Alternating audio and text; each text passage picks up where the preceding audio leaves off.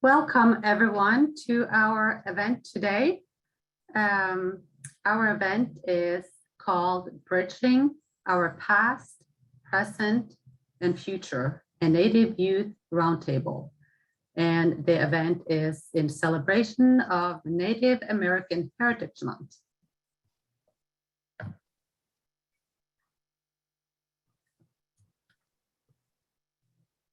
The National American Indian and Alaska Native Mental Health Technology Transfer Center is supported by a grant from the Substance Abuse and Mental Health Services Administration. The content of this event is the creation of the presenters, and the opinions expressed do not necessarily reflect the views or policies of SAMHSA, HHS, or the American Indian or Alaska Native MHTDC.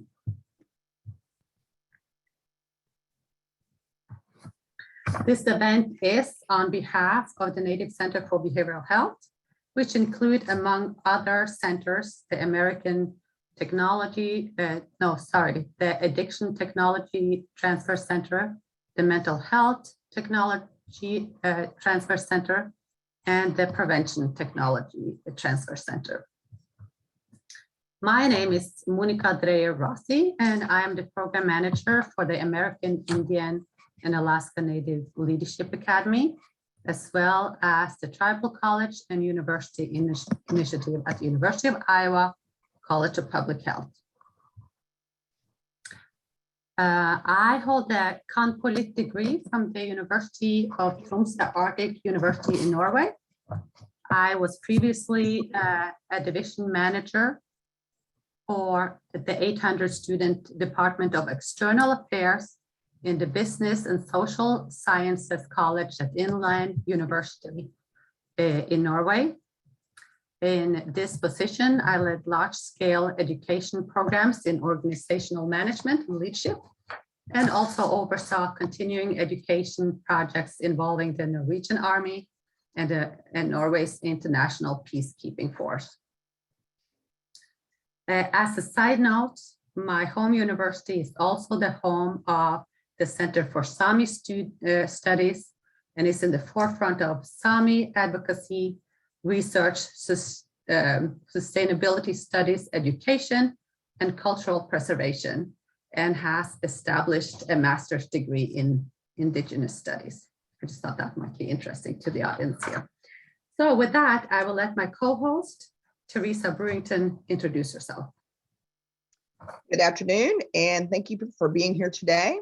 My name is Teresa Brewington. I have a master's in business administration, a master's in educational leadership, 36 hours towards my master's in counseling, and a year and a half towards my PhD in education. I have worked with Native youth most of my career in several capacities. I am the project director for the MHTC K-12 program here, the Native Center for Behavioral Health, as well as the co-director for the American Indian and Alaska Native Child Traumatic Stress Initiative. I am an enrolled Coheri member and a Lumbee descendant. I live here on the Meskwaki settlement with my husband, who is Meskwaki, and our grandchild.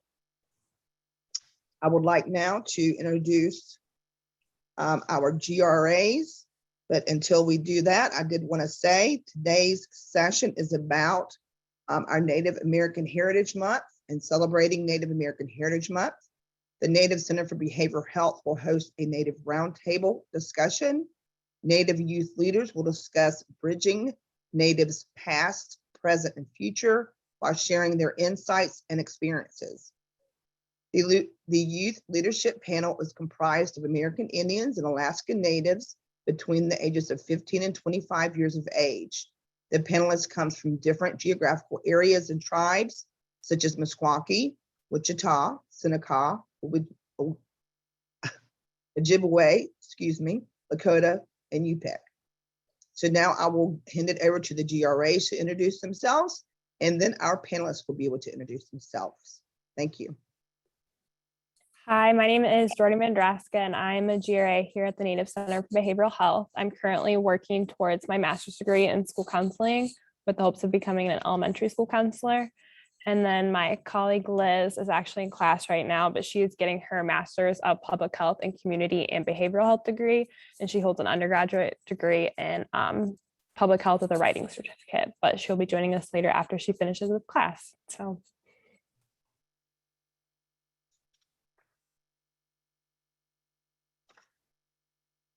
Next slide, please.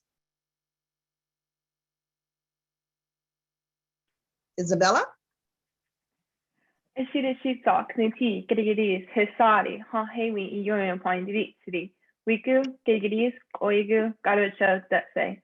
Hello everyone, my name is Isabel Friday. I'm 17 years old. I'm a senior at Northern North High School and I have hopes of attending Stanford University.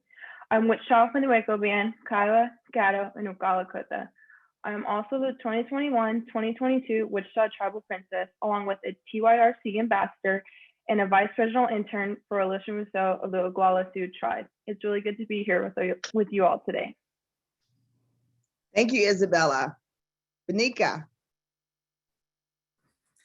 Ani waka Banika Indigenous cause, Wasno Dekwe Indigenous cause, Aganaglufuk Indigenous cause, Makwa Dodem, Genoje Kanin and Donjiba. Good morning or good afternoon. My name is Banika Tipo, and I am Ojibwe, Lakota, and Yupik. My Ojibwe name is Wasno Dekwe, which means Northern Lights Woman. My Yupik name, which was given from my great-grandmother, is Aganaglufuk, and now I carry her name with me. I was born in Bay Mills, or also what we call Genoje Kaning, a reservation in Michigan. My mother, Tanya Jimmy, and grandfather, Alexi Jimmy, and our family are also from the village Tuxuk Bay, Nelson Island here in Alaska. And my mom met my dad in Michigan when she was about my age. And now me and my little sister, Donis, and my little brother, Mangan, are connected to so many beautiful lands and people.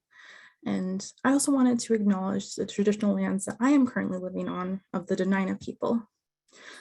I came here to finish going to college and graduated last semester with a social work degree, and now work for Alaska Native Tribal Health Consortium as a project coordinator for the Alaska Blanket Exercise Program in the Behavioral Health Department.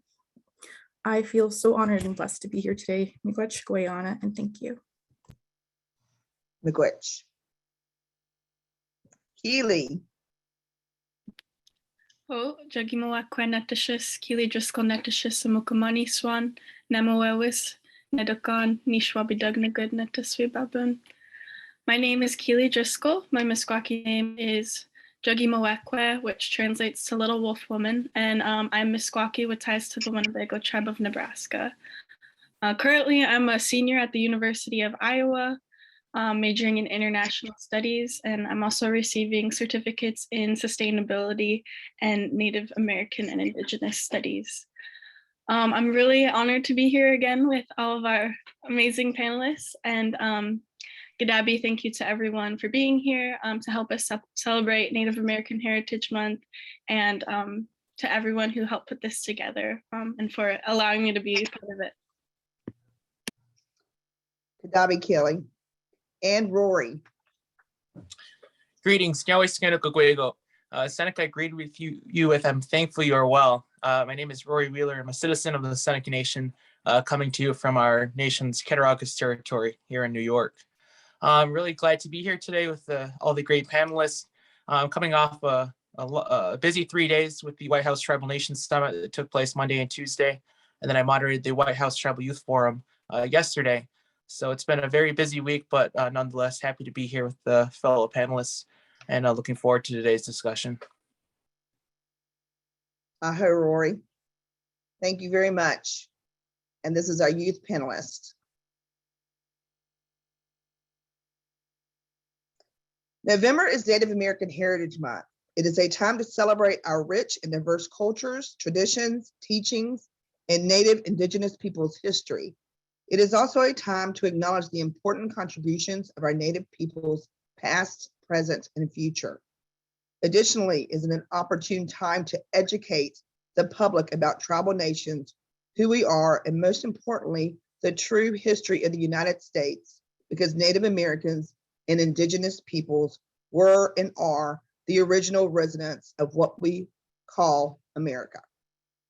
It is also a convenient time to raise awareness about the unique challenges of Native peoples have faced, both historically and in the present, and the ways in which tribal citizens have worked to conquer these challenges and what we strive for our future Native people.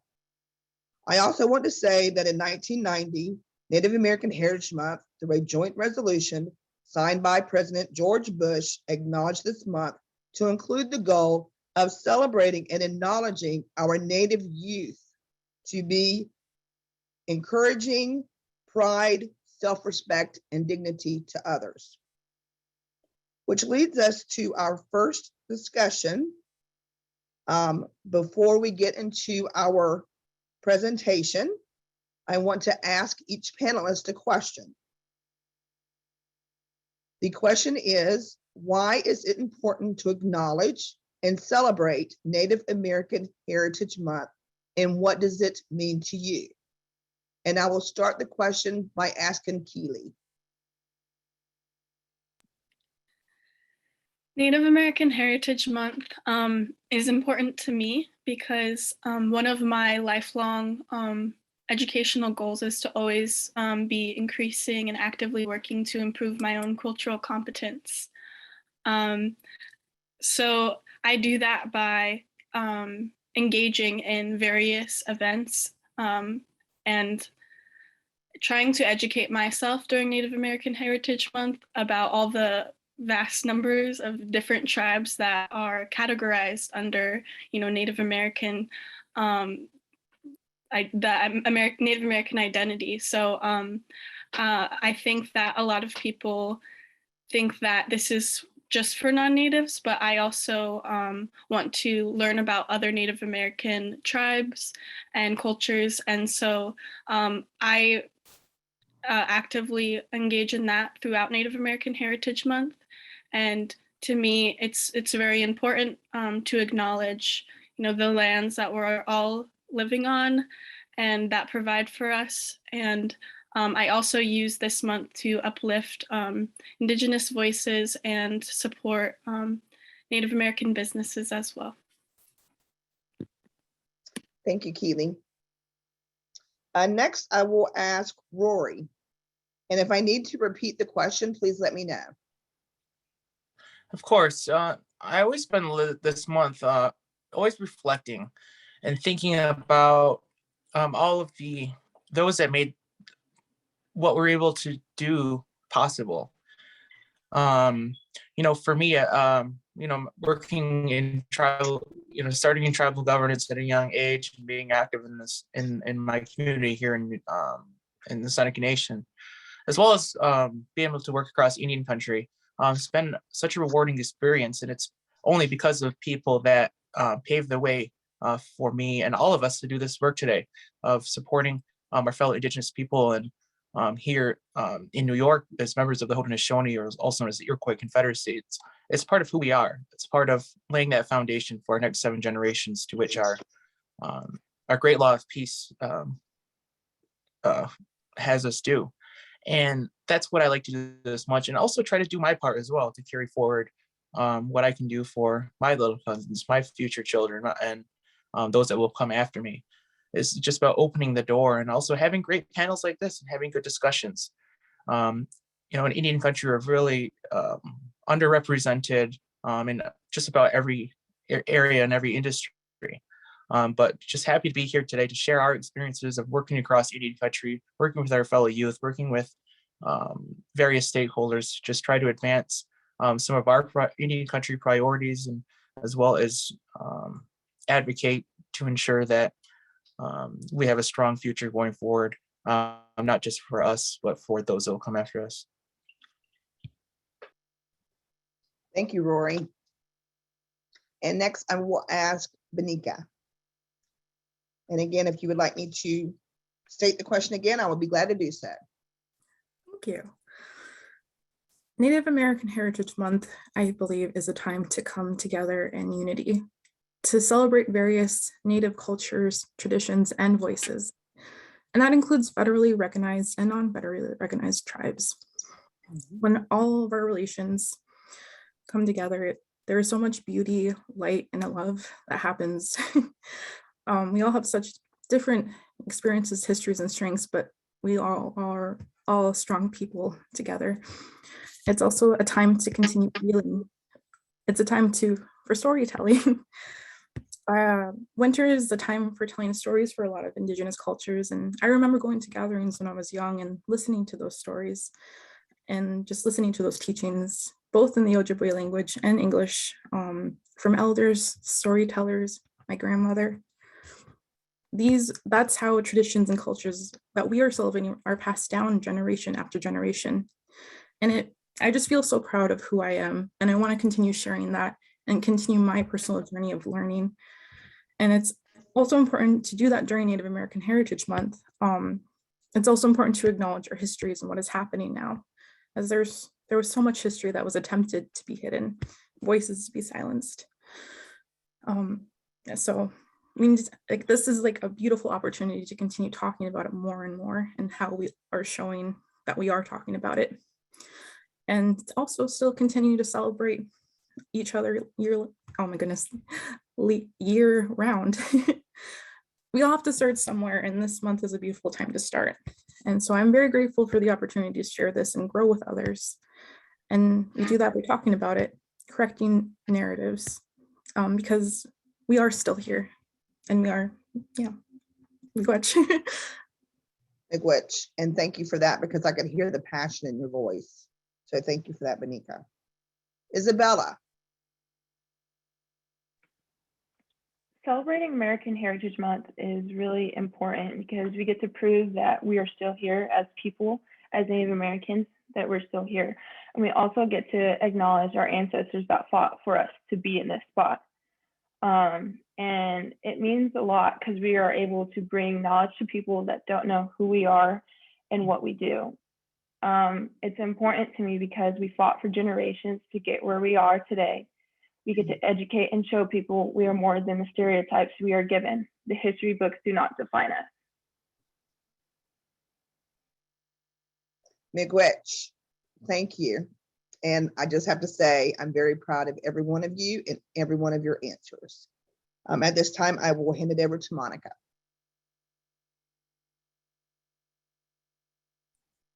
Thank you, Teresa. So our more specific focus for today is bridging our past, present, and future. The metaphor of a bridge is to connect. A bridge connects people, land, and countries. And we are here today to build bridges together, not to make walls. Bridges allow us to go in different directions, and our panelists today will be reflecting on our past, connect the past to where we are today, and where we are hoping to go in the future. So our next question to the panelists is, as Native people, why is it important to talk about the past? And I will call on Keely first.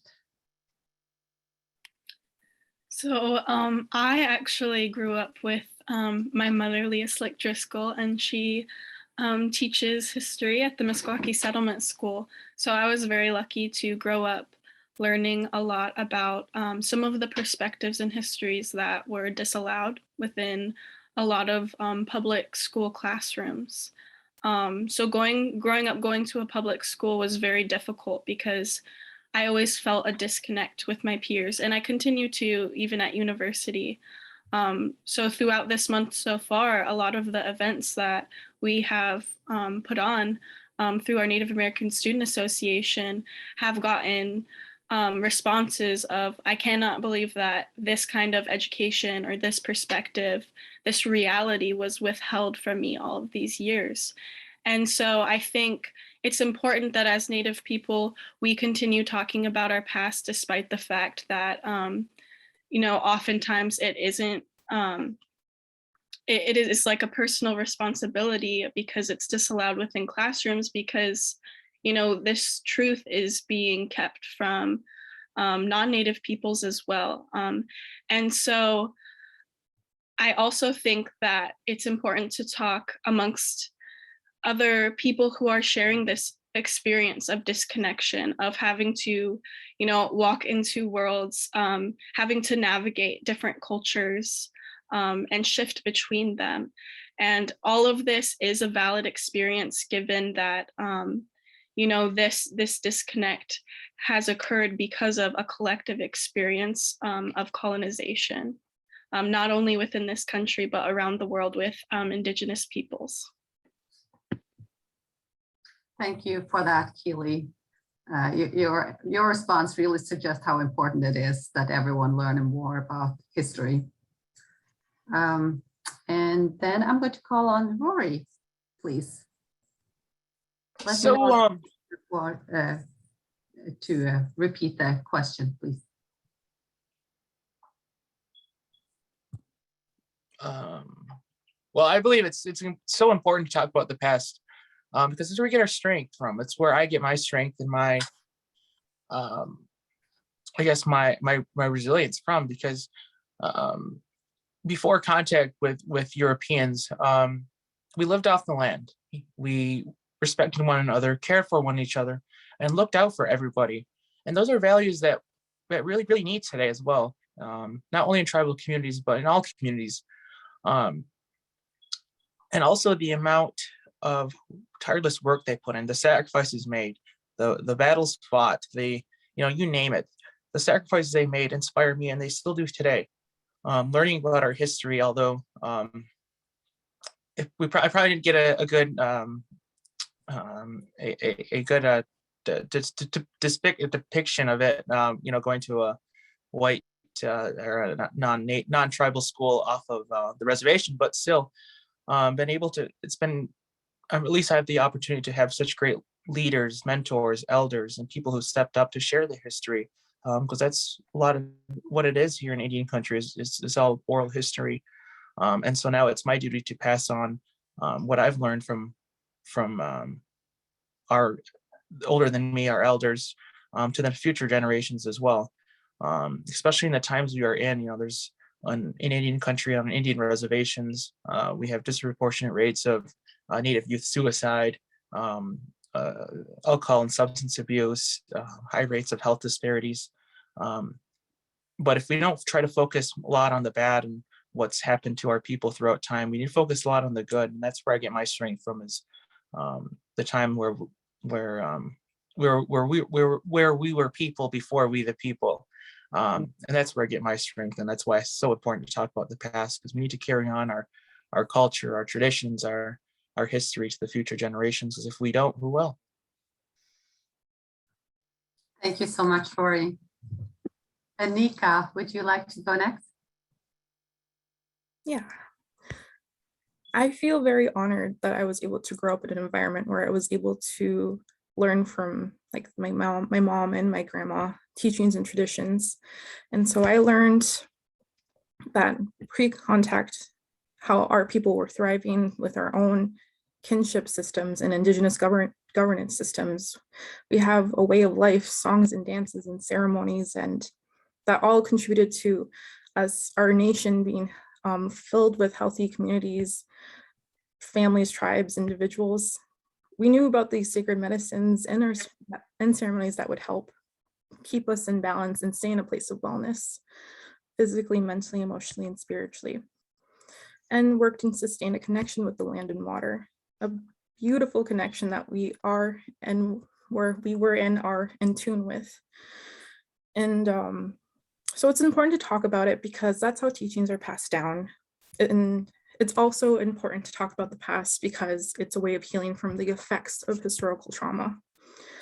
Because what I just shared about, that was before colonization, where colonization brought oppression and genocide and grief and symptoms of historical trauma and intergenerational trauma.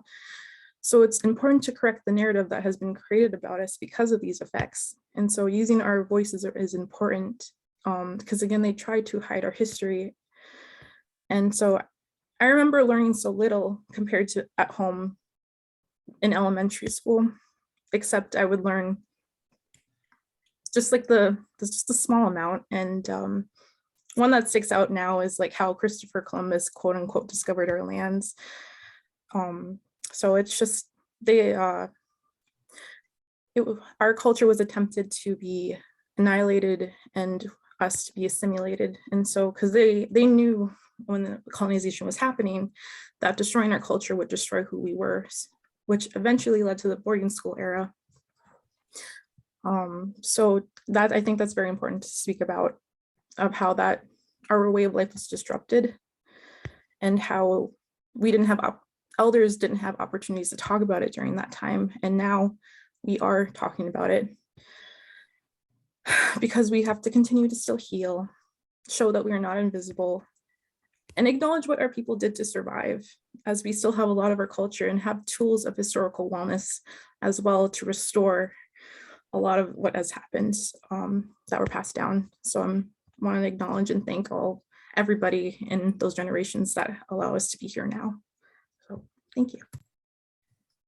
Thank you so much, Benika. I appreciate you sharing with us. And now we'll hear from Isabella.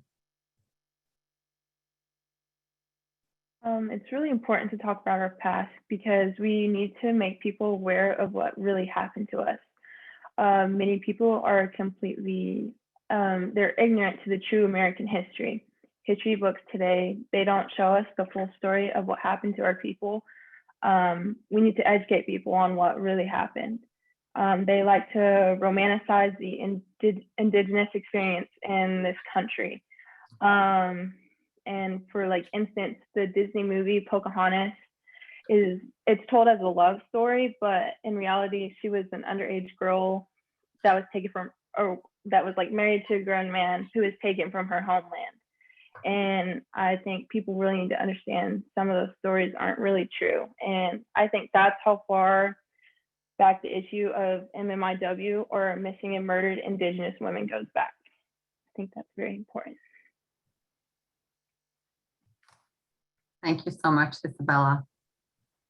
Thank you. Teresa, are you ready with the next question? Sure. And I just want to say that I am touched once again by our Native youth. And I just want to add, and I also get emotional.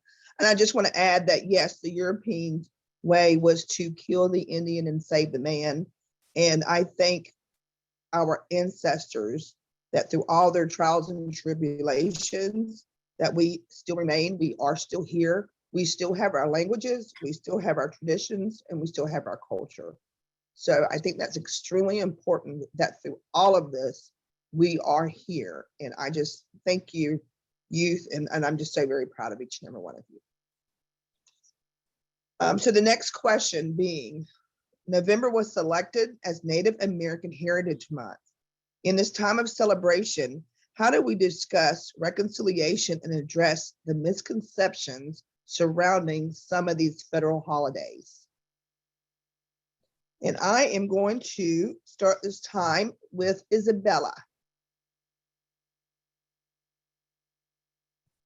Throughout the years, I've come to learn that like Columbus Day is really Indigenous Peoples Day. And he did not discover the New World. We were already here, and he did not discover what is now called the United States. I would also like to say that Thanksgiving is not all happy. We like Natives like to gather and eat like everyone else on this day, but it's not a celebration of having a meal with programs. We're turning it into a celebration of our endurance and resilience as a people. Thank you, Isabella. Benika, would you like to go next, please? Yeah, so the first question, how do we discuss reconciliation? Reconciliation among Indigenous and non-Indigenous people looks like educating. Awareness is what leads towards reconciliation.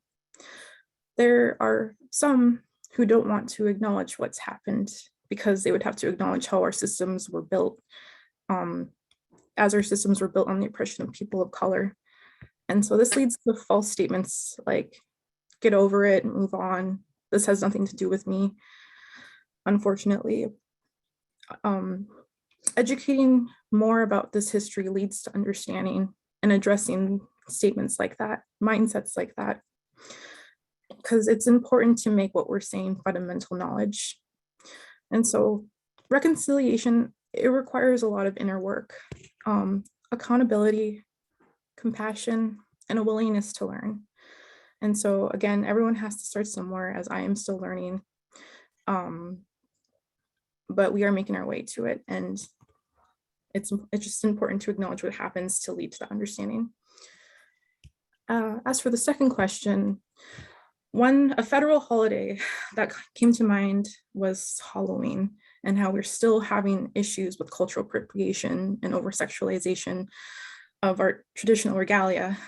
You still see it in the Halloween stores. We still have to correct that narrative, and we'll continue to do so, but it's just something that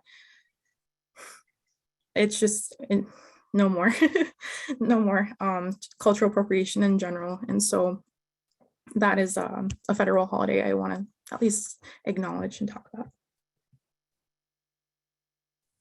Thank you, Benika. And Keely.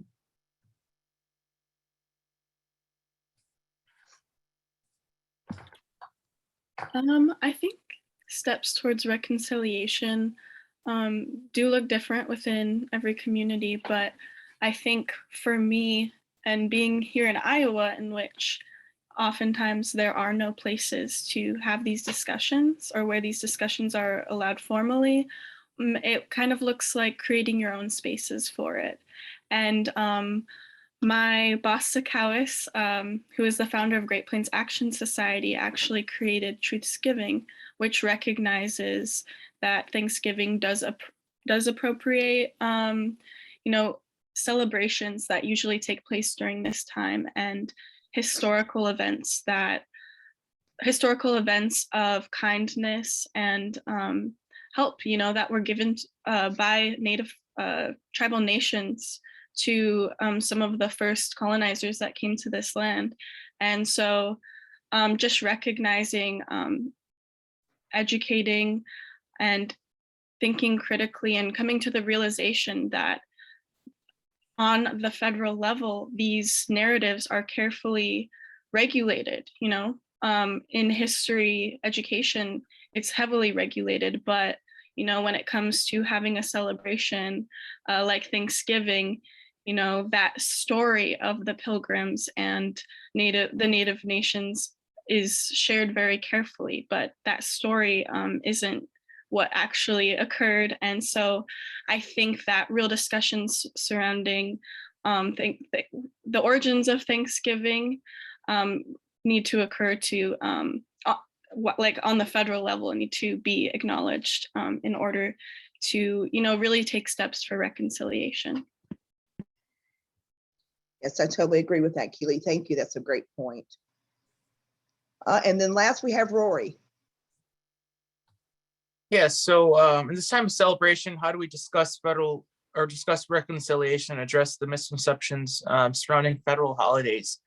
So as I said earlier, coming off of the last 3 days, being involved with the White House Tribal Nations Summit and the White House Tribal Youth Forum yesterday, I'm happy to say that a lot of these, it's in the works right now. This past month, we seen the first presidential proclamation on Indigenous Peoples Day signed by President Biden.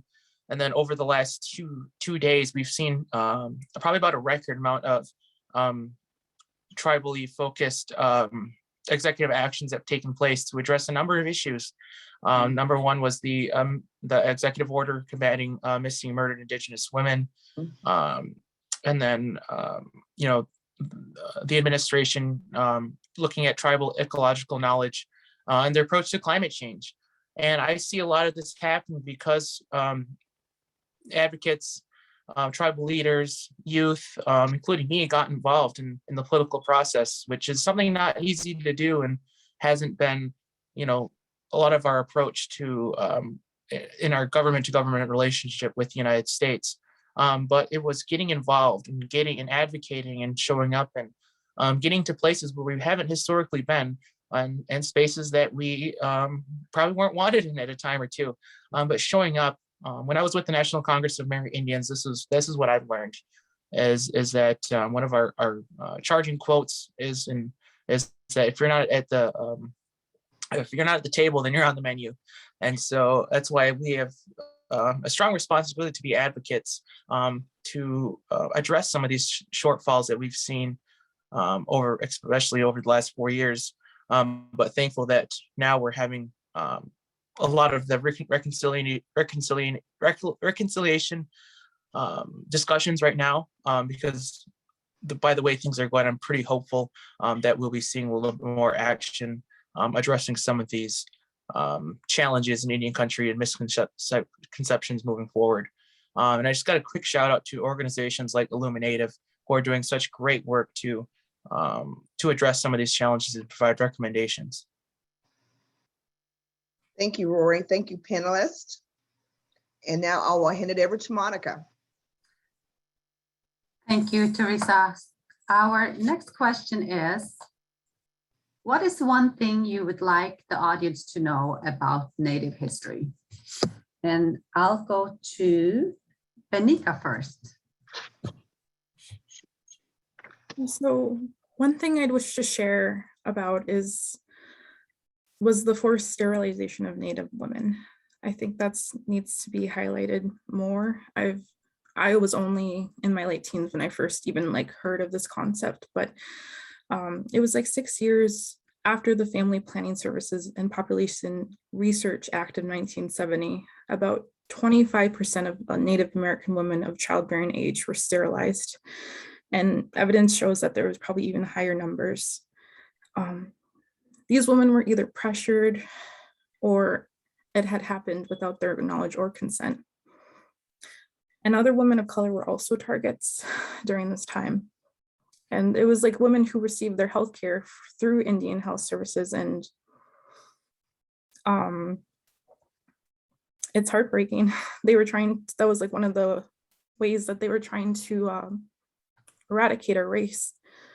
And so I also want to point out Marie Sanchez, who was a chief tribal judge from the Northern Cheyenne Reservation, who advocated for these women and spoke to the UN in 1977. And it wasn't that long ago. My mom was born around a few years after that. And so it just putting that into perspective, I think it's just important to continue highlighting their stories. And it is heartbreaking. So I just wanted to share that. Thank you. Thank you, Nika. That is really heartbreaking. It is. Isabella, could you please go next? For many years, and some of them are still trying to do this, the United States as a whole and its government fought hard to destroy our culture, spirits, families, and beliefs, and the ability to be who we are. But we're still here fighting every day. We are weaving our way into the government and systems that are still trying to take us down. We have been here before this was America, and we will remain. Thank you. Keely, could you please speak on the topic? What is one thing you would like to share? I would just like to share, that boarding schools didn't close a long time ago, and the effects of colonization are still being felt today. Having relatives that went to boarding schools, hearing stories of people in my own community that were sent to boarding schools, and now the national movement up in Canada and, just starting here in the United States, I think it needs to be recognized that this just happened. And that's why, when we came onto this event today to speak and everyone introduced themselves in their traditional languages, it just made me so happy, because that's something that I personally have been working on, is learning Meskwaki and taking, classes in any way that I can. Because language was one of the things that was taken away in those boarding schools. connections with our family members. And so some of these sacrifices that we have to make as students, being away from home, having to take other language classes to fulfill these requirements at schools, it can be very difficult and very, conflicting. So as youth, I'm very appreciative of the language revitalization programs that are, growing in my own community. Now we're having classes over Zoom and I'm able to go all the time. And so just opportunities like that, really, really have given me hope that, one day we'll all be speaking our languages again. And we are today, but, a lot of us are, having to make that effort because of, these histories. So. Thank you, Keely, for sharing such important topics. Rory, would you go next, please? Yeah, I guess one thing I would say is, kind of speaks to a lot of these, is that since time immemorial, we've been, I guess what we've always had, what is now known as a government, is a tribal government. And that just didn't come out of thin air. It didn't come from the United States Supreme Court. It didn't come from, Congress and administration. We've always been, and we always will. And we need to be recognized that we need to have some sort of parity between the federal and state governments, because especially for what they did to us, that caused a lot of these issues: colonization, assimilation, boarding schools. So we need to think of that as ourselves going forward, as well as an Indian country, that we've been governance and we know how best to serve our people, and we just need the ability to, the government just needs to get off our backs a little bit and just support us in the work that we're doing, and being a good ally and trustee, so we can solve some of these issues we see on our reservations. Thank you, Rory. Thank you, everyone, for sharing such important information with us. I'll give it to Teresa. We have another question for you. And I just want to back up what Monica just said. Once again, guys, you're nailing it. I'm just very proud of each one of you. So now we're going to go ahead and talk about the present of Native Americans. So we're going to start off with our first question about present day natives. What are some present stereotypes and misconceptions that you continue to notice about Native Americans? And are there any that you would like to take time to debunk as we're here today? And I'm going to start with Benika.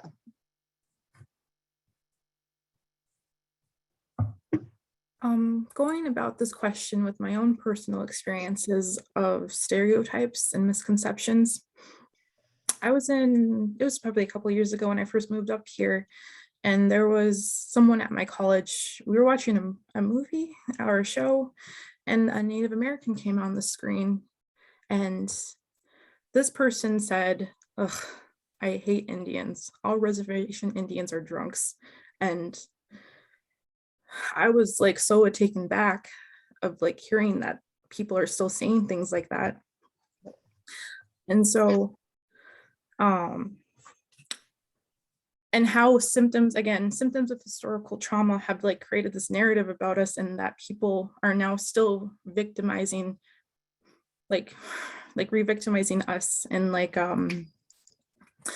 yeah, I just like, I feel like this is like kind of something that should be known, but should continue to be talked about, is how we're seen as just drunks on reservations, when that is not the case. Where I had such good experiences living back home in Bay Mills, of being around ceremonies and a healthy environment as like a little kid. So just continuing to take the time to debunk like statements like that.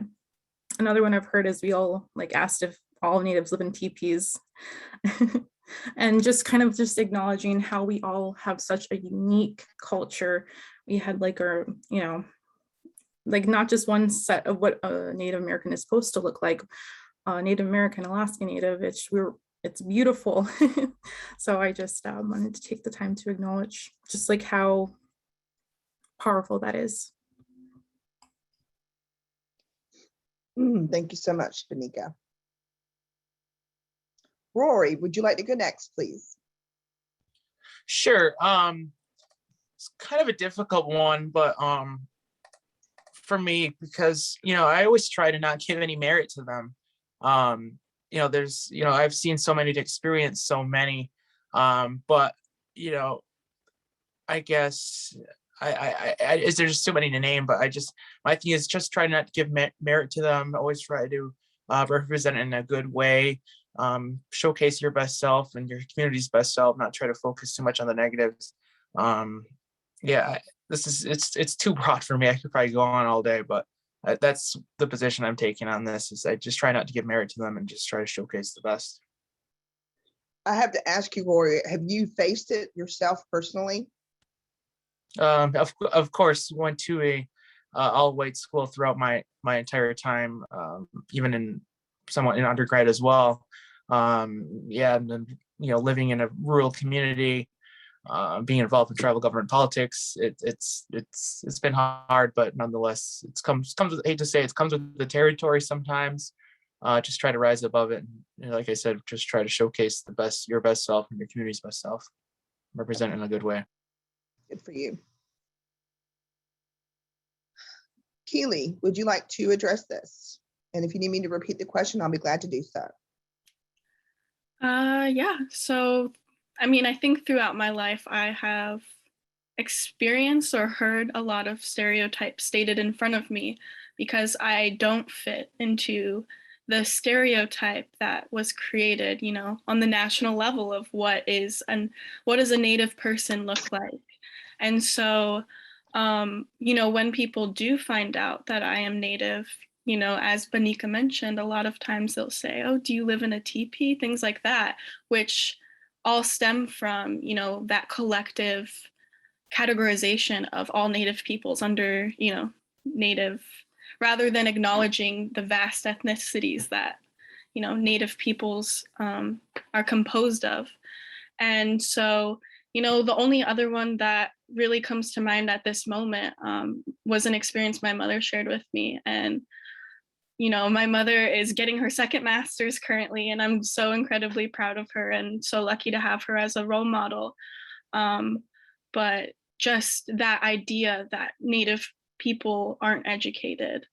And so I think many of our panelist members, we are college students. And so, right there, we are disproving that stereotype. And I think it's just ignorance and complete negligence that these stereotypes are born out of. So as Rory said, it's just important to understand that it's not true. And, we are disproving it every day. So.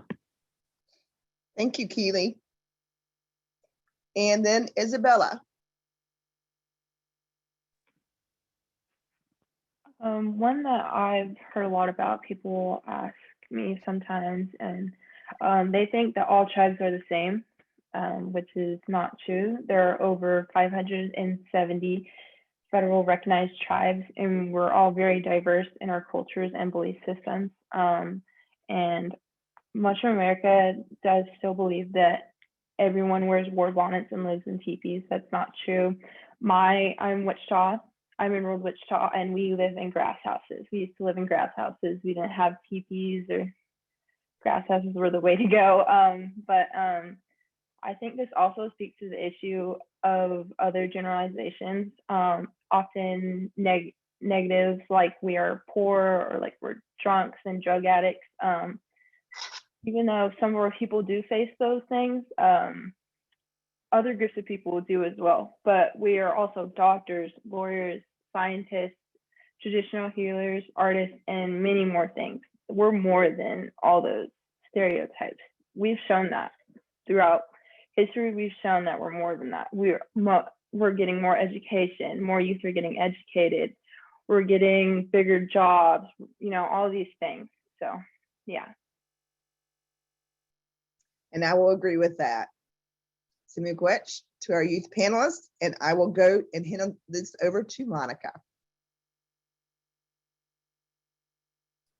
Thanks again, Teresa. We have one more question focusing on the present. What are some of the positive changes you have seen? And what would you like to continue to see for Native youth? And let's go to Isabella first. There have been so many positive changes throughout these past years. There are several Native American women in high political positions, both elected and appointed. We have not seen much of this in the past, so that's a big step in our favor.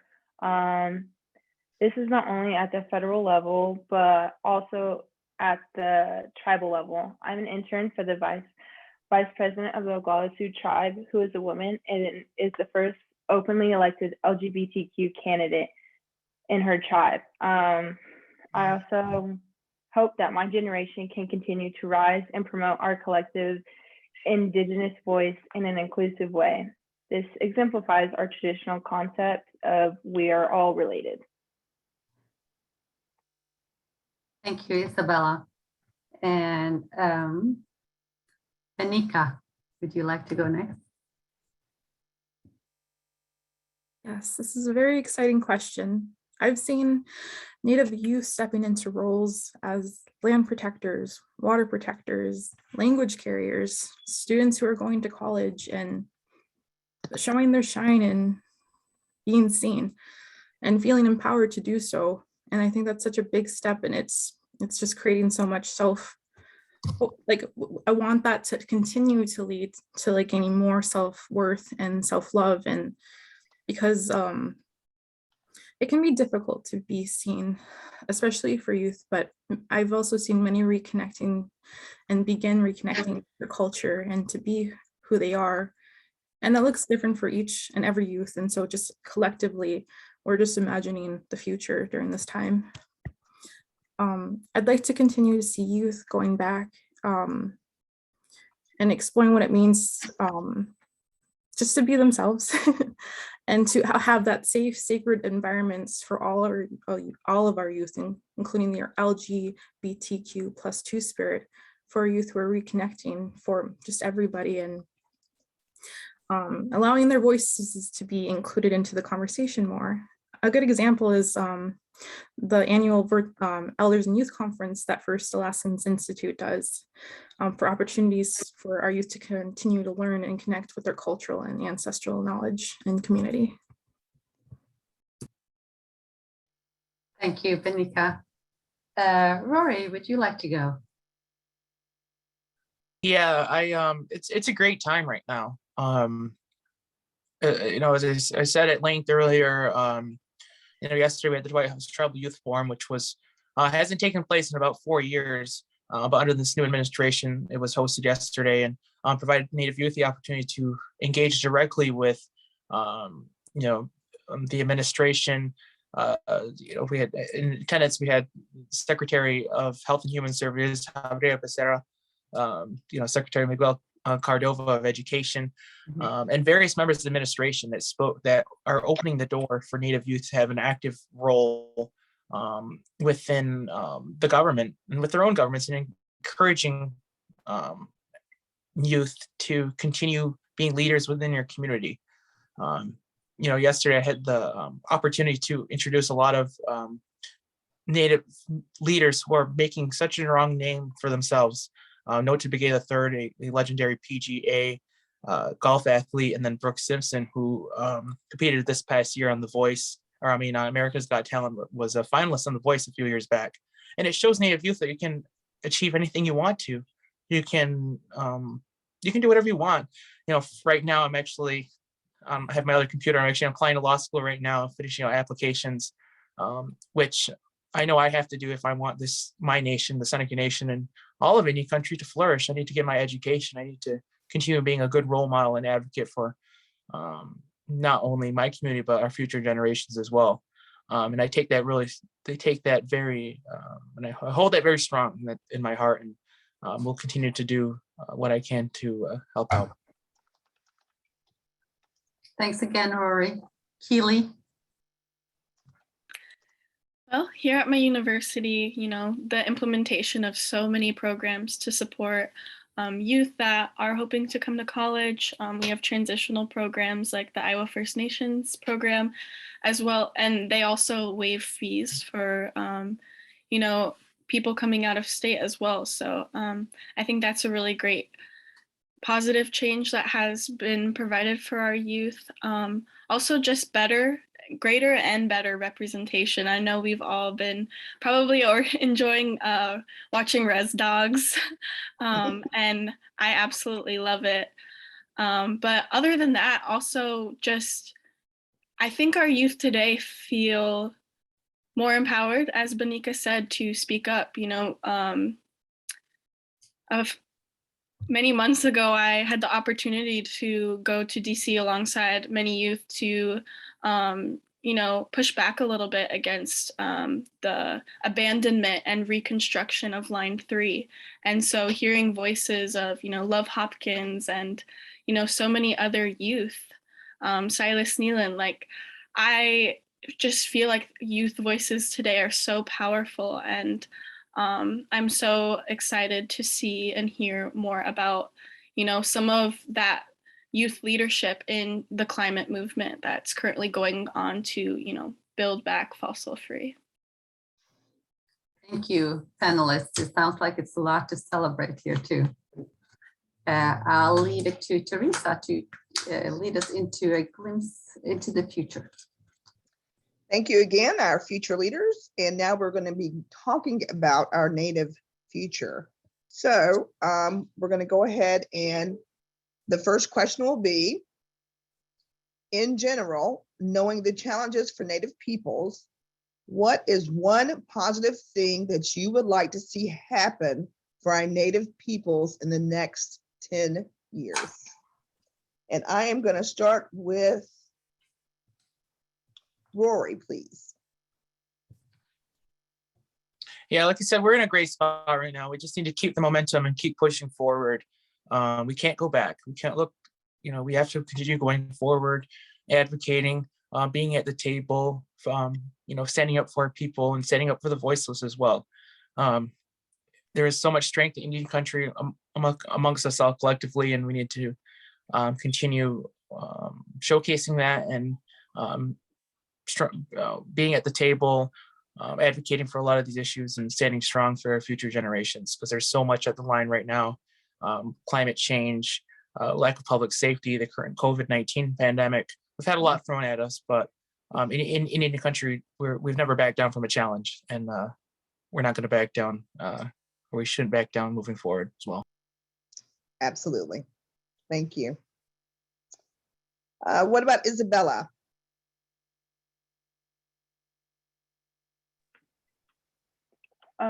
One thing I see is like the revitalization of our cultures and languages. This is important because it's the foundation of who we are. Everything we do is connected to our identity. Culture and language are integral to this. With the multi-pronged genocidal approach that was used against our people, including the boarding schools and relocation, we must combat these intergenerational traumas with nourishing our spirits with our culture. Yeah. Thank you, Isabella. And if I need to repeat the question, let me know. And I will go ahead and go to Benika. When I see into the next 10 years, kind of like what Rory said, is continuing that momentum, continuing to shift our systems and bridge pathways for our voices in partnership in with our culture, both traditional and contemporary, as culture comes in so many forms shown by so many people, but allowing that to bridge pathways for us to be seen, heard, and respected. And again, this comes with our voices coming together in unity. Something I've heard before is a healthy community leads to a healthy nation. So just continuing to work with that, with our systems. I want to also acknowledge just the inner work that it takes as we are collective based, and continuing to return to our physical, mental, emotional, and spiritual wellness as we are. And our traditional teachings promote this. It promotes that wellness standpoint. And so again, that's learning whatever that looks like with our systems. But I also want to continue learning my language and just continue going back and learning more about myself with and doing so with these ceremonies and teachings. So I wanted to answer this so many different ways, but that's the essential gist of it. Thank you so much, Benika. And I think, Keely, if you can answer this question as well, and if you need me to ask it again, just let me know, please.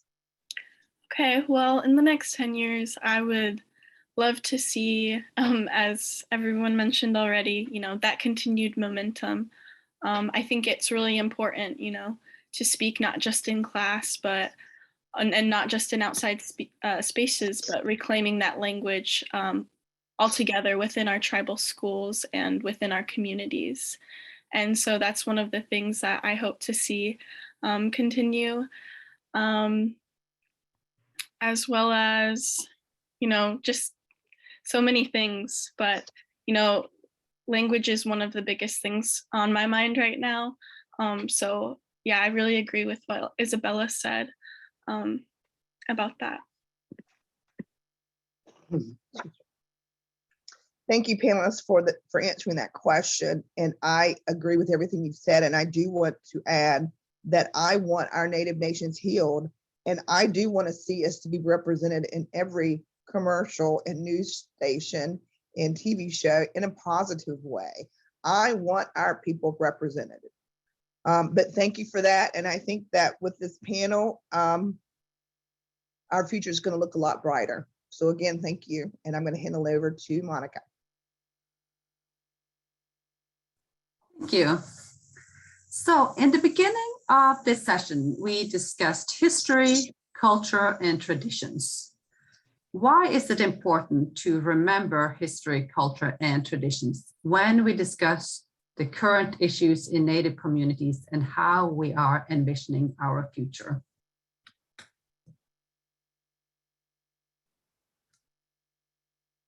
And let's go to Keely. I think that, remembering our history in comparison, the history that's taught in comparison to our culture and traditions, and, critically thinking about the gap between that is important, in recognizing that, one of the biggest things that I realized when I came to college, growing up, having a lot of respect for higher education is, not everything you read is going to be true. As Teresa mentioned, a lot of times our people are represented in deficit statistics. But when I'm, in my community, that's not my perception at all. And it's important to remember that there are lots of gaps in academia. And so by bringing in our cultures and our traditions and our actual realities and experiences, we can start to bridge those gaps and, dare to imagine and envision a future that was not created by, the colonial society, but one that is ours. Thank you, Keely. And Isabella, would you like to go next? Yeah. So in the question you stated, it's really important to remember our history and traditions and so on. But I would argue that what is really important is that we live our history, culture, and traditions. This is the only way we can really ensure the bright future we envision becomes a reality. We can't just talk about it, we have to be about it. This is the way we reduce adverse childhood experiences, suicides, and alcohol and substance misuse.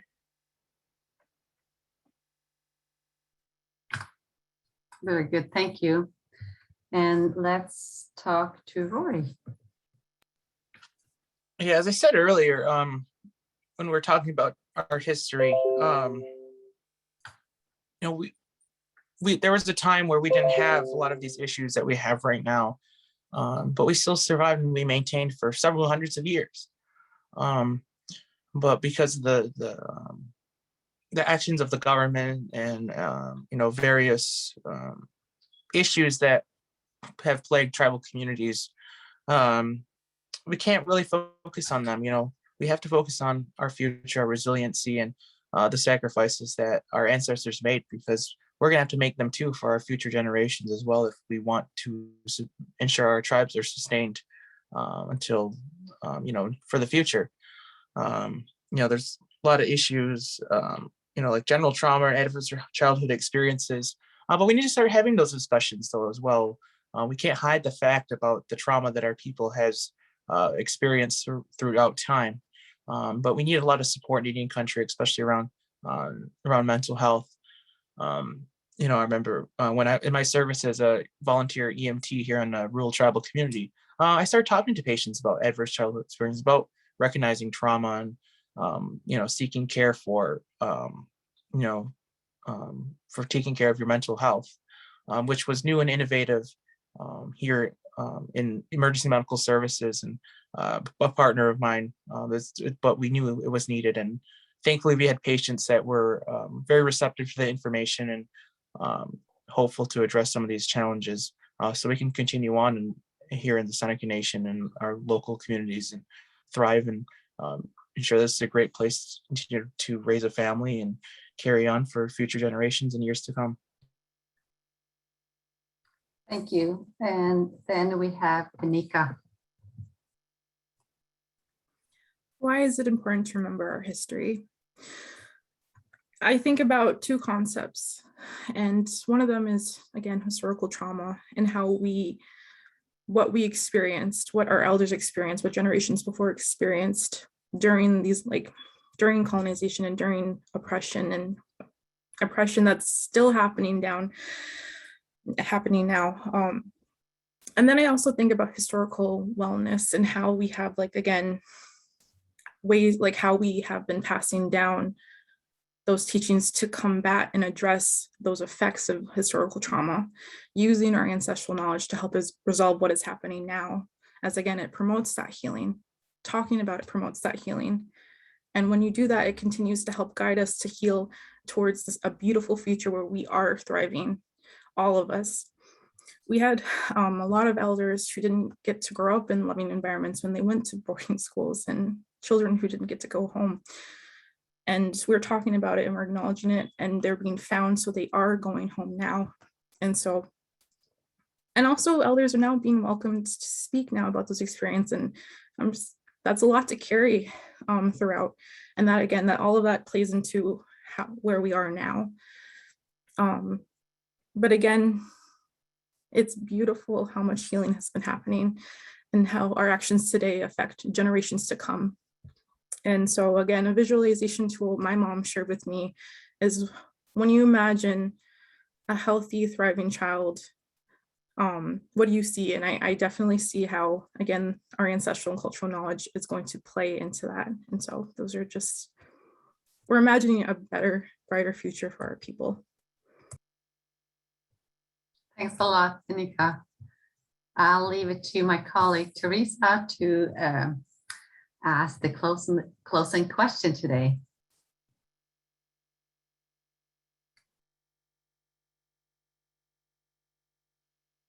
Excuse me. Thank you. And our closing question today is, can you share with the audience something that you are proud of for either yourself, a Native community member, or your Native community at large?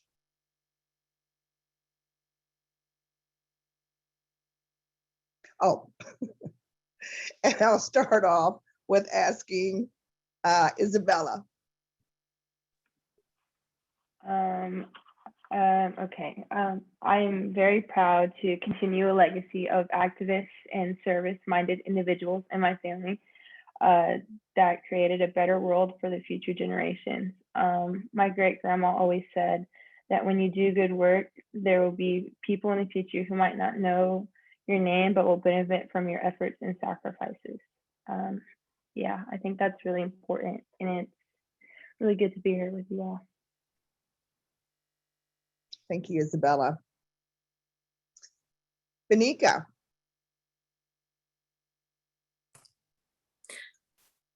What something I'm proud of myself.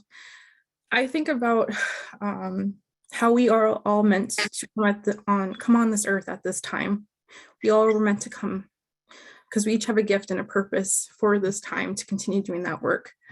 And so the work I'm doing, I wanted to acknowledge the inner work that I am doing, as well as continuing going to do, as I'm sure we're all healing, and that's going to be a lifetime of work. But the more I do, the more I connect with my dances, with my languages and my ceremonies, and more myself. I flourish more into who I am and who I am meant to be, and how I want the same thing for all of us. And I know that I'm learning from my teachers, my mentors, and on what that can look like and the tools I can do to do that. So I'm very grateful to be here today, and I just to be here in the space with all of you. And yeah, miigwech goyana, thank you.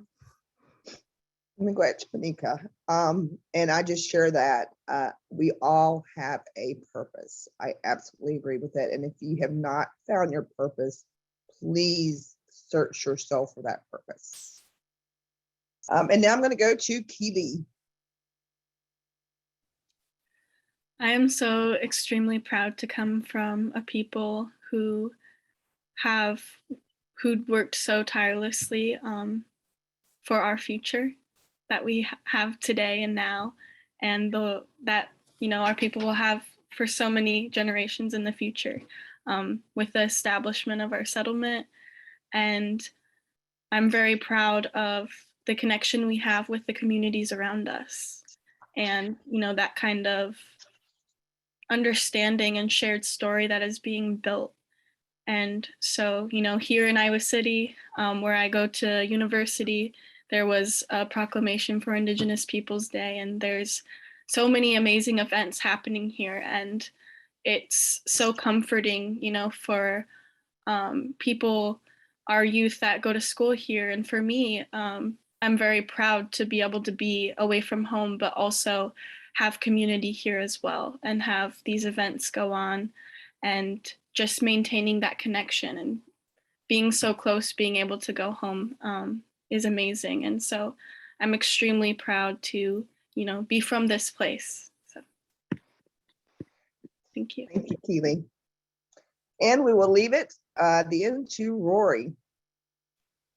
Yeah, I'm thinking about this question. I've been really thankful, and really humbled and honored by things I've been able to do over the past few years, but it's only because I had, a great loving family, loving friends, mentors, community members that really helped me along the way, especially when going back to some of my mentors who opened the door for me at a young age. I think I started getting involved when I was like 12 in Seneca Nation and 15 in the government, which was an experience within itself. But I just challenge everyone to make sure you're being that mentor to somebody. And that's what I try to do, even being young and, have a lot on my plate. But I had people open the door for me, and I just implored each and every one to find opportunities to open the door for other young people, because you never know the difference you're going to make on that young person.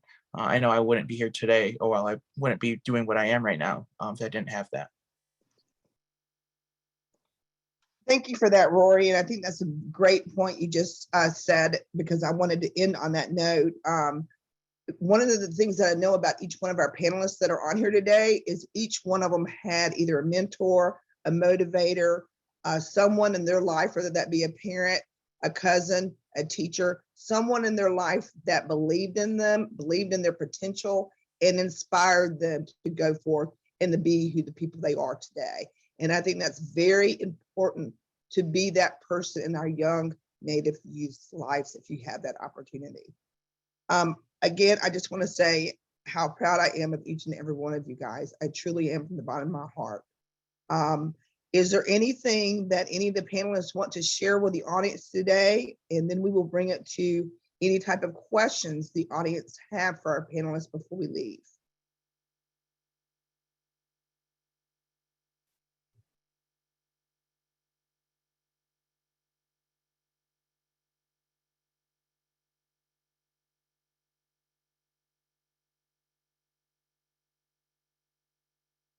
Would anybody in the audience like to ask our panelists any types of questions? If you do, just you could raise your hand if I could get help identifying folks. And if you do, please introduce yourself. David Shorey has raised his hand and would like to ask a question. Wonderful. Hi, David. Hello, and I just want to start off by thanking the panelists for their vulnerability, for being here. I know that even in Zoom calls, it's sometimes a bit intimidating and overwhelming, so I honor your voices and I thank you. I have maybe a controversial question. Recently, through some genealogical research, I came across an ancestor who was Indigenous, and that has brought forth the question for me of if I'm not, Indigenous, my main culture, the overculture that I was raised in was, the American US culture. What are your suggestions about the best way to honor that in being respectful and engaging, but not appropriative or trying to claim something that I'm not? For folks who have ancestors who are Indigenous, do you have a recommendation of how to connect with that ancestor, that ancestry, in a respectful way? Thank you. Thank you for the question. And when any of our panelists feel comfortable answering that.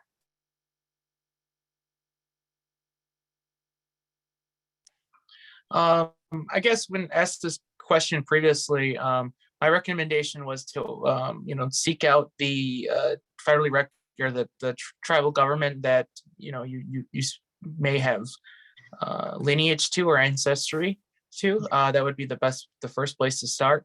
But just because you aren't a tribal citizen or have lack of lineage doesn't stop you from learning the history and being a strong ally, advocating for tribal governments, tribal priorities, because we always need help. There's constant attacks on our tribal sovereignty, on our treaty rights, and our community members. And it doesn't stop there. There's so much you can learn about our vibrant communities and hopefully be a good advocate and ally in the future. Thank you. Would any of our other panelists like to answer? I can. I would say, like Rory said, maybe go to your tribal headquarters with who that ancestor came from, talk to someone, and I would say learn your culture and go about it humbly. Like, you don't have to promote, hey, I'm this, I'm that. Just kind of just go with the flow and let it happen. And a DNA doesn't make us who we are.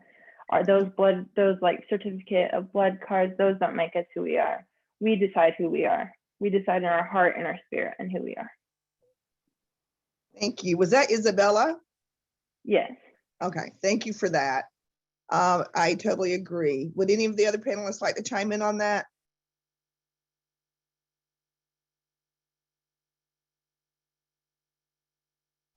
I just Thank you for your second responses.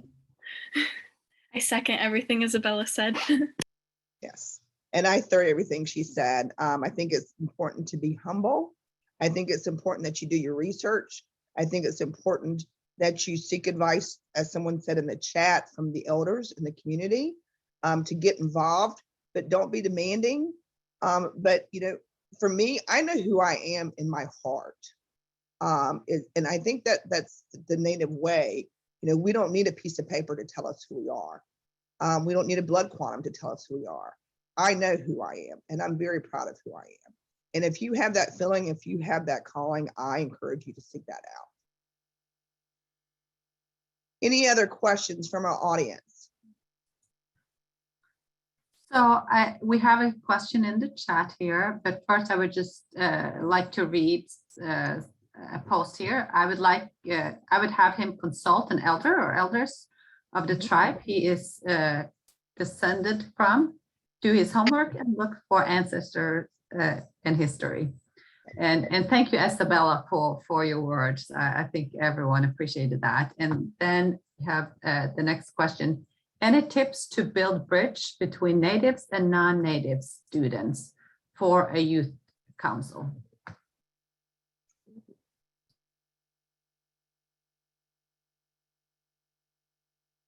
Would anybody like to take on that question? Can you repeat the question, please? Sorry, I wasn't able to hear it.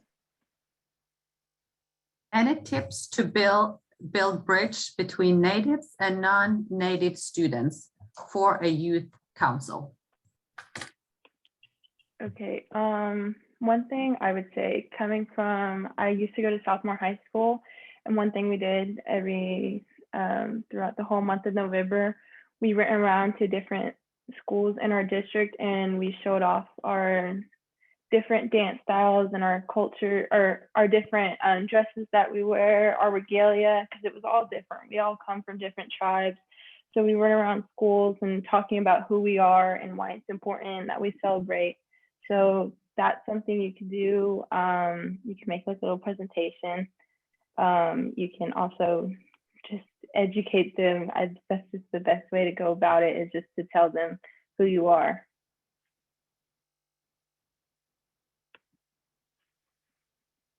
Would anybody else from the youth panel like to say anything on that?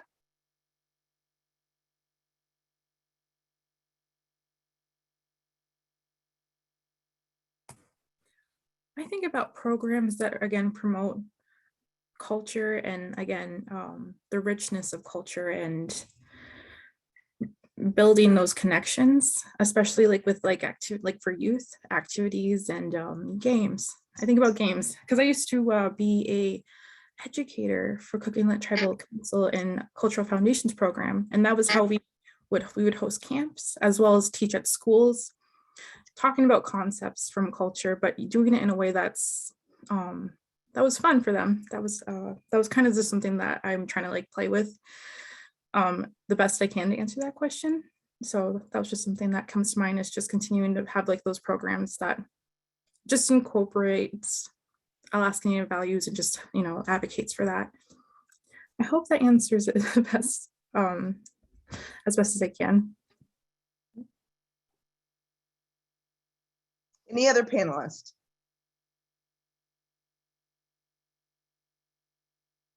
Any other questions from the audience before we leave today?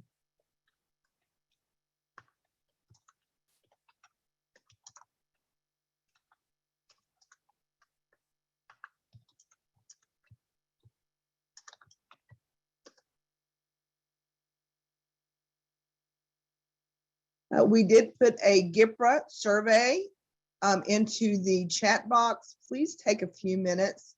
It only takes a few minutes just to fill out the GIPRA. It just helps us know whether or not we did a good job. And especially with our youth here, if they did a great job, which I really think that they did, I think that they deserve the kudos for it. So please take a few minutes to fill that out for us. I want to make sure before we log off here today that nobody else has any questions.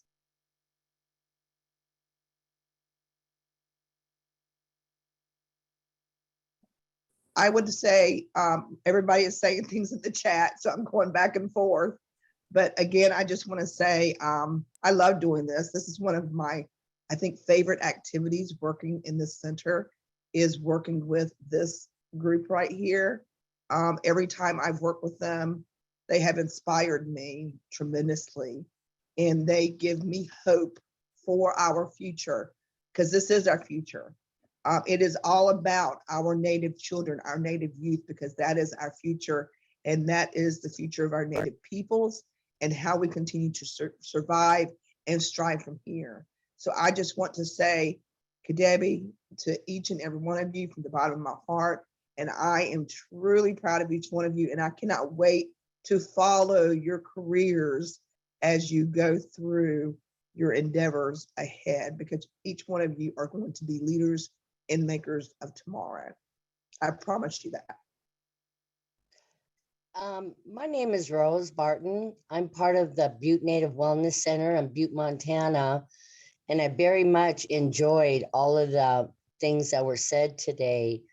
We're having kind of an uphill climb when it comes to being able to coordinate youth gatherings here.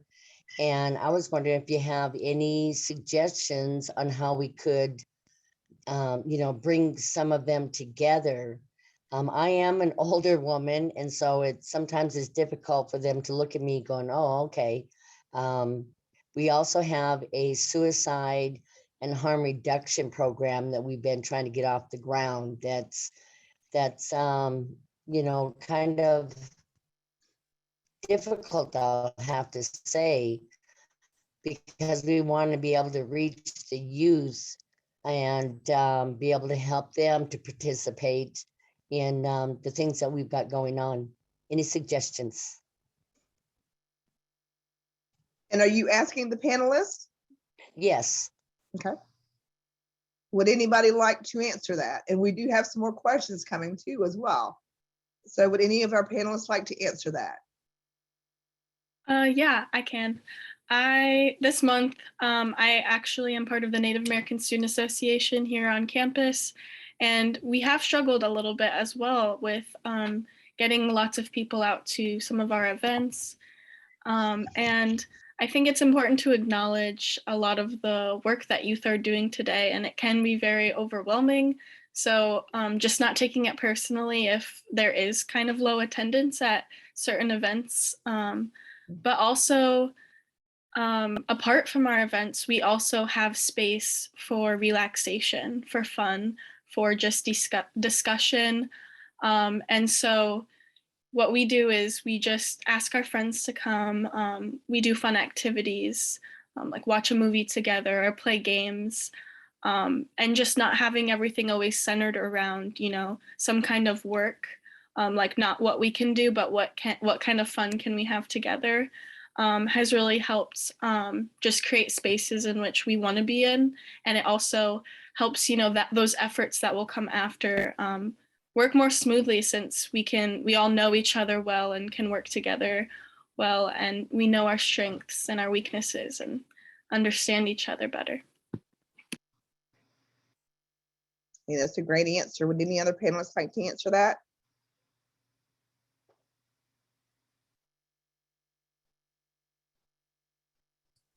I think if no one else would like to answer that, I think we have, Doug Barrett raised his hand first, and then we have Tasha Spedia. I just want to say I'm proud of all you guys, you ladies and guys doing this too. This is pretty awesome. Warms my heart to see this happening. This is the second time I've been participating, and it's the reason I do Canoe Journey, and I take youth on Canoe Journey. So, we're doing our language, we're doing our culture now, we're doing everything we can. How do you guys keep your youth councils intact? Our problem is they graduate, then they're in college, and it falls apart every year, basically. And we have to start over and rebuild it. And now that we're all on Zoom, some of our poor kids are zoomed out to the max and don't want to participate. So any thoughts or suggestions on that? And keep doing what you're doing. Thank you.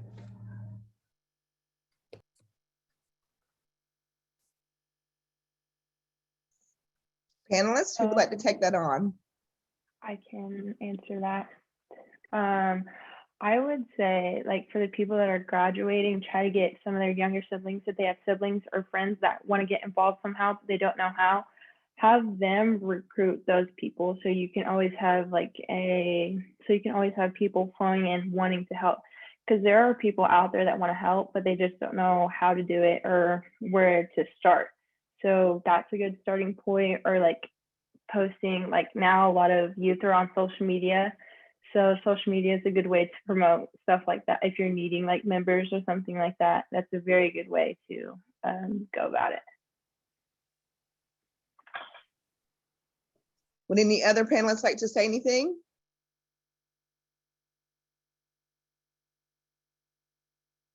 Okay, we have another person that has her hand raised, Tasha.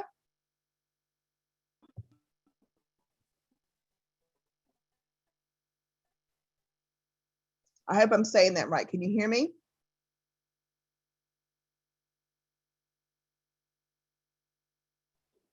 everyone. I apologize. I'm on the road to the wall. My name is Tasha Friday. Can you hear me? Hello? Yes. Hello? Yes. Oh, okay. So I'm the assistant director of the Tribal Youth Resource Center, and I wanted to touch back to what our relative from Butte mentioned as far as youth and resources. I would say that our training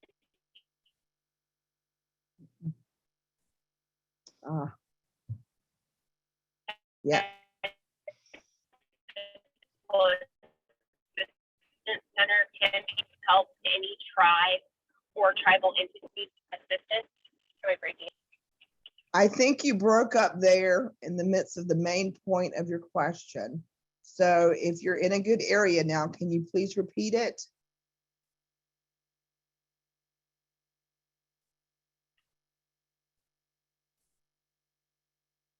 You could always reach back out to us. You'll have myself and Monica's contact information. If you have any questions, even if it's for the panelists, we'll be glad to send it on to them.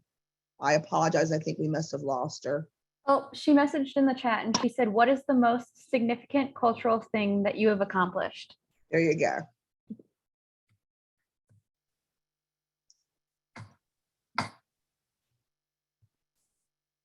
Who would like to take that away? Keely.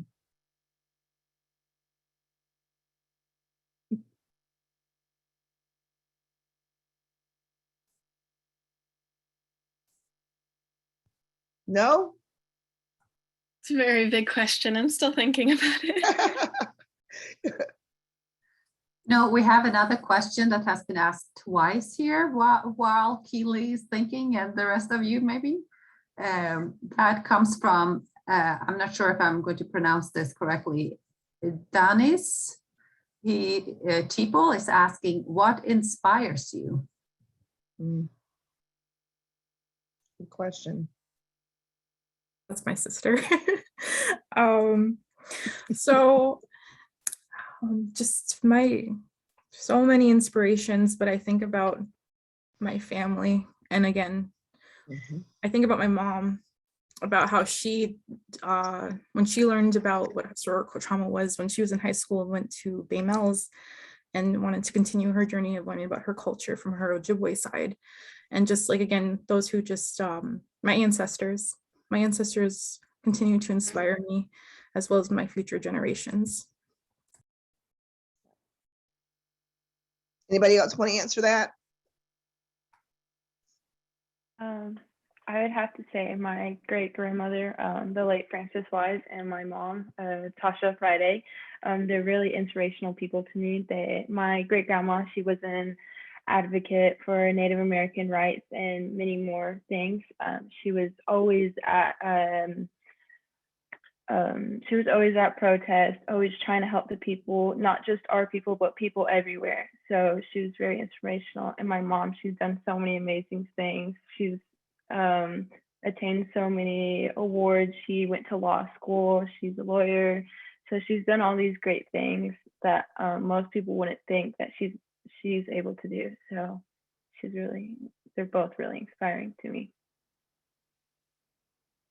Would any of our other panelists like to answer?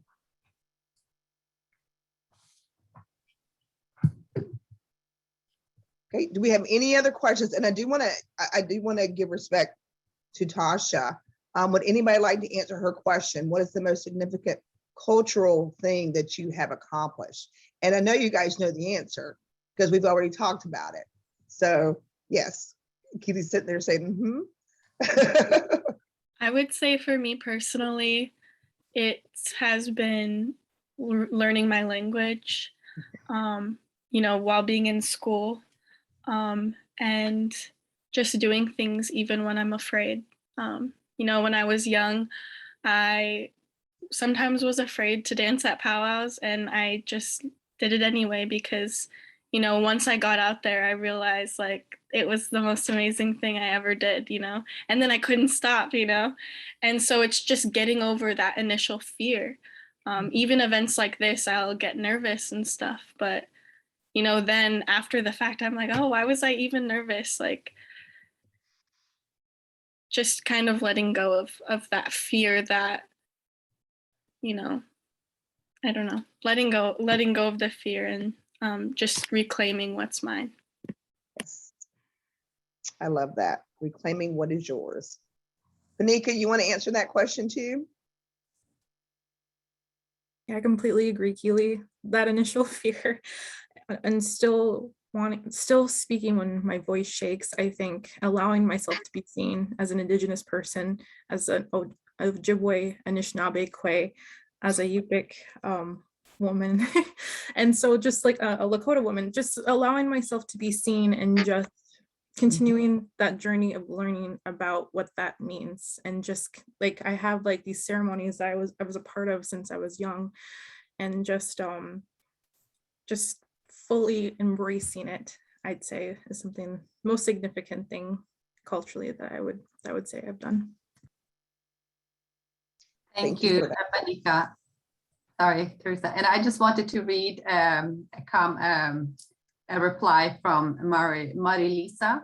She says, mine would be teaching my son our traditional values, putting away our native foods, moose, fish, and berries. Thank you, Marilisa.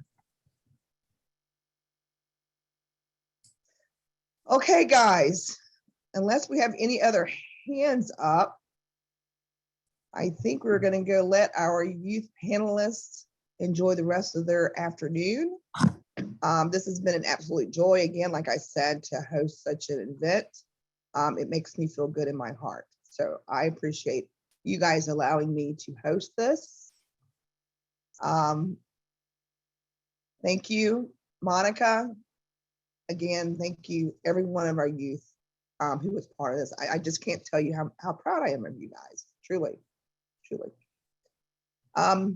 Anybody has any lasting words, any words of wisdom, any positive vibes we want to leave with us today before we go? I just want to say to all the panelists and all of those who participated here today, thank you for sharing your history, your opinions, your passion, and your aspirations for the future. It's really, really interesting and rewarding to hear what you all have to say. Thank you. And keep spreading the word, guys. If people like you, that's what's going to help us and help our other Native youth succeed the way you are succeeding. So keep on this path. And thank you so much for being here today. Thank you, everyone. Thank you for all your good words, and I really appreciated listening in, and I feel really good. I feel positive because, it's good to see our youth, making those steps to get their education, and they're very professional and conducted themselves very professional, and they represent well, and that makes me feel good to see that in our, our Native communities, to see that rising and, our growth and our voices rise in education and everywhere else. And there was something, I think that one of the young ladies was saying, I think it was Panika, she was talking about stereotyping. And one thing that's what I see is, the stereotyping of is falling victim of the stereotype, and being able to recognize not to fall victim of your own stereotype. For example, seeing that alcoholism, like all natives are drunks or whatever, and then falling victim to that, and then and seeing yourself becoming the victim of the stereotype and breaking that and overcoming those barriers. So I just want to say thank you, and congratulations. Keep enduring and moving forward in your education, and keep representing. You guys are doing good. Makes me feel really good. Because as you can tell, I'm getting emotional because it makes me feel really good to see our people, our voices being, rising up in a good way. Thank you. Great. Yeah, I just want to say from Montana, thank you very much. But as an elder, it's too late for us to learn from the youth. It's so important that we have new ideas, that you take these things forward and are teaching. So I'm never too old to learn. I learned a lot today, and I appreciate it very much. And thank you. Anybody else?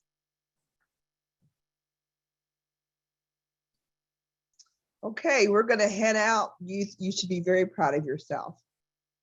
So, thank you, guys. Have a great. Go ahead, Monica. I didn't mean to interrupt.